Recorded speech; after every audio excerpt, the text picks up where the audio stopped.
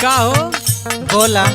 जब से परदेश से आयल है और तब से देखत है एकदम मुहमा फुला फुला रहत हो, का बात बा? काहे ना खाली तारा के कमाई न लौकेला।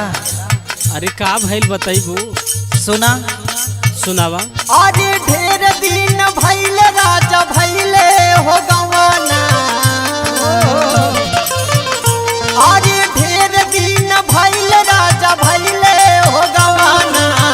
मानव न रह हमके जाही बजवाना।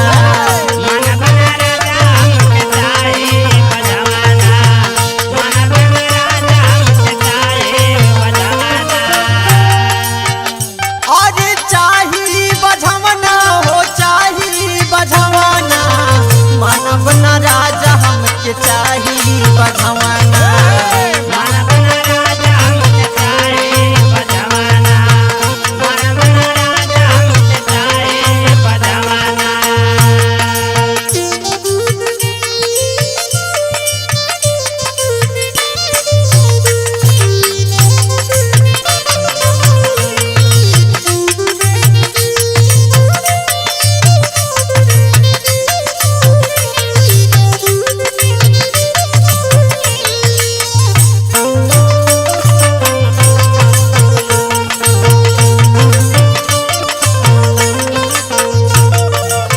ऐसा बात बा?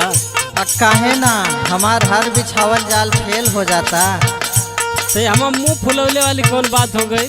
काहे ना और सुना काहे फुलौले बाड़ी? सुनावा।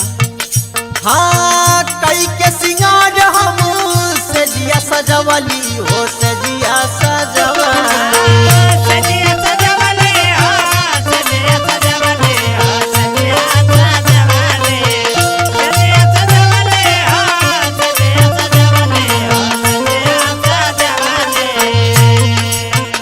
हाँ रूपवा के जाल में हम तोहरा झुरवली हो तोहरा झुरवली।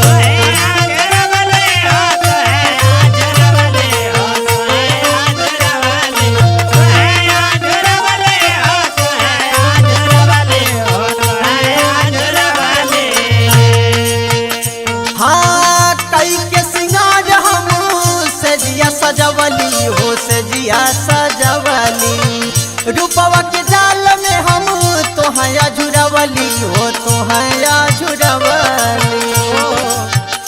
हरी आज ले न राजा हमर बुझला हो भवाना। मानव नया हम के चाही बजवाना।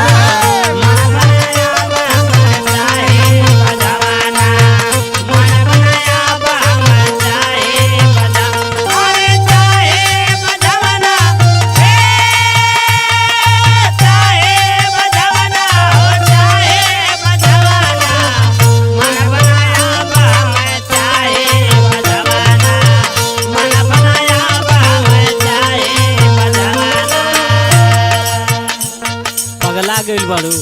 हम पगलाई ना बाड़ी। अरे करम कमाई तो अपन बाबा की फल दिहल भगवान के जिम्मेदारी बा। तोनी सुनावा। हाँ ढेर दिन भइल राजा भइले गवनवा हो भइले गवनवा।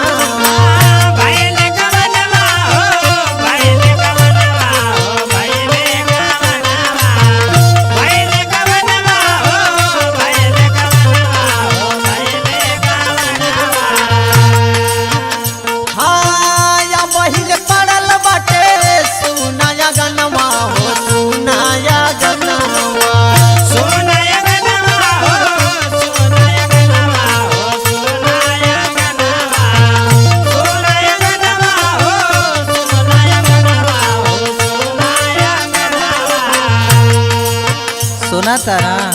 हाँ हो। हाँ